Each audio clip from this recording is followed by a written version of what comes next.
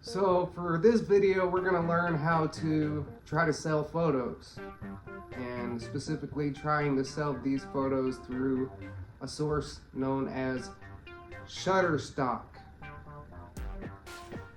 So the gist of it is we have a lot of photos. I'm talking a lot. And some of them are really pretty good quality. But we don't really have any use for the photos. So why not make some use of them? Why not try to sell them? The setup and the platform is really pretty easy to use. The process is simple enough to follow. The uploading, it really requires the JPN files. So it may take a little bit of file conversion for me, since a lot of my photos were taken on my cell phone. They did require the file conversion.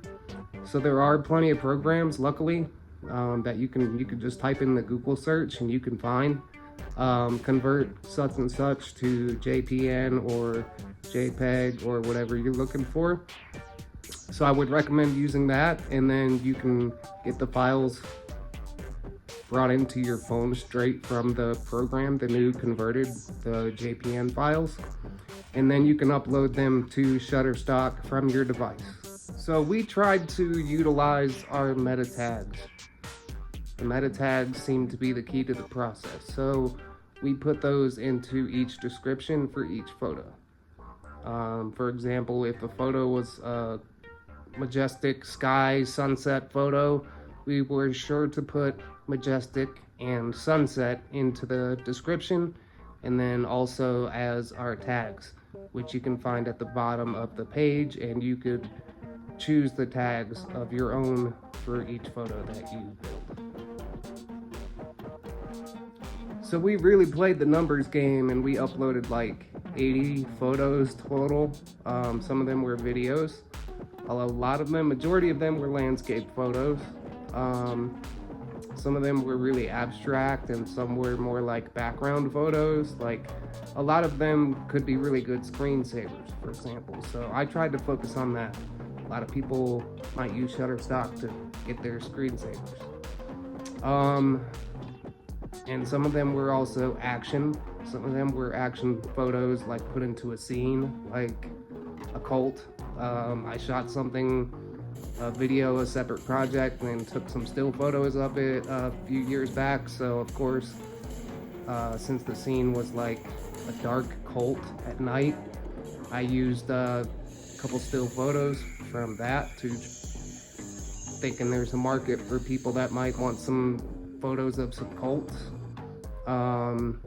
And then some action videos, like for example, a car on fire. Figured there's definitely demand for something like that. So the end result of our Shutterstock venture was not so successful in the end. After 2 or 3 weeks of uploading, we go to our earnings summary, which is pretty easy to access through the website.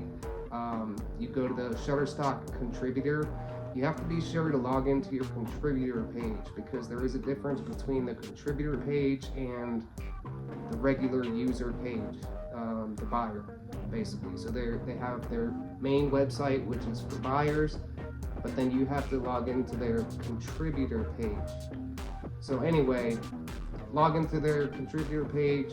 You can look at all of your uploads, and then you can also look at your earnings summary. As you can see, my earnings summary is a whopping 10 cents.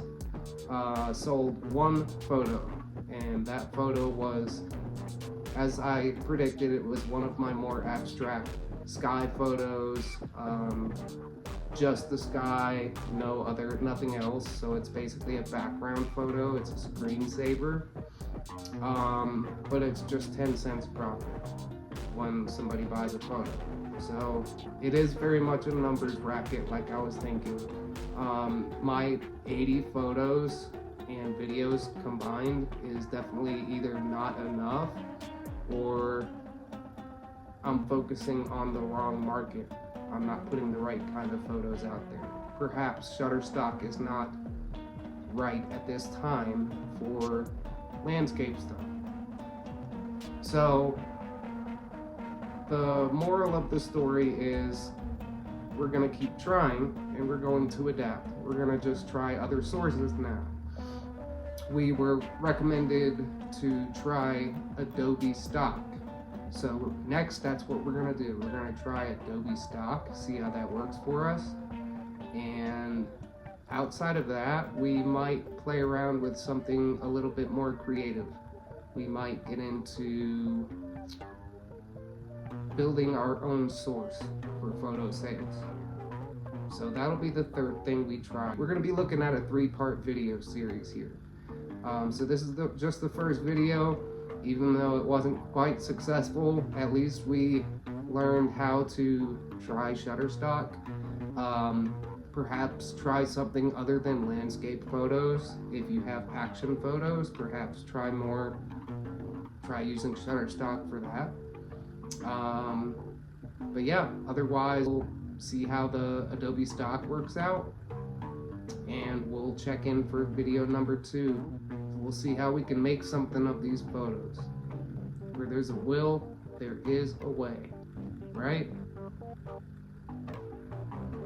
Please continue to follow us, subscribe to us, State of Art Media. Thank you so much, and happy holidays.